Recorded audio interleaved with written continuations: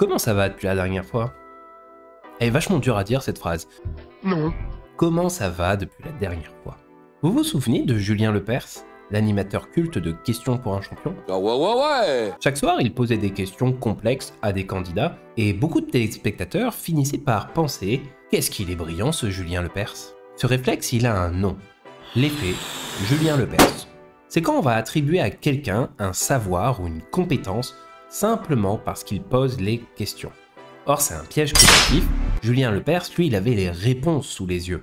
Les candidats, eux, devaient réfléchir en direct. Et en fait, ce phénomène fait partie d'un biais cognitif bien plus général qui est l'erreur fondamentale d'attribution.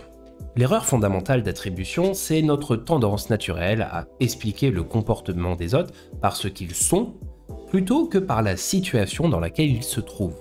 Imaginons que vous croisez quelqu'un dans un couloir, vous lui dites bonjour et il ne vous répond pas. Il a pas dit bonjour. Immédiatement, vous pouvez penser il est froid ou il m'en veut, mais en réalité, peut-être qu'il ne vous a tout simplement pas vu. Peut-être qu'il était plongé dans ses pensées, stressé, pressé, préoccupé, il y a beaucoup de « et ».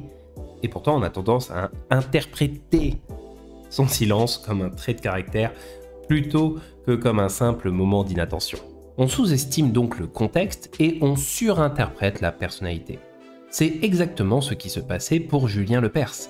En tant qu'animateur, il maîtrisait la structure du jeu, il lisait les réponses. Les candidats, quant à eux, étaient mis à l'épreuve en conditions de stress. Et pourtant, le public percevait souvent l'animateur comme le plus cultivé. Alors il y a une expérience célèbre menée en 1977 par ces trois auteurs, dont je ne m'amuserai pas à prononcer le nom, qui a mis ce biais en évidence. Des participants devaient répondre à des questions de culture générale rédigées par d'autres participants. Et le résultat, c'est que les personnes qui posaient les questions étaient jugées plus intelligentes que celles qui y répondaient. Pourtant, les questionneurs avaient juste l'avantage en fait d'avoir rédigé les questions.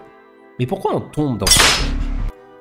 En fait, ce biais vient du besoin de notre cerveau d'aller vite pour comprendre le monde. C'est plus simple de dire « il est intelligent » que d'analyser les circonstances. On va venir donc sous-estimer le contexte et surinterpréter la personnalité. Ainsi, la prochaine fois que vous admirez quelqu'un parce qu'elle prend la parole avec assurance, anime une discussion ou partage des photos idylliques sur les réseaux sociaux, rappelez-vous, on oublie souvent une chose essentielle, le contexte. Un rôle bien tenu, une posture assurée, une image parfaitement maîtrisée, tout cela peut créer l'illusion. C'est ça l'erreur fondamentale d'attribution.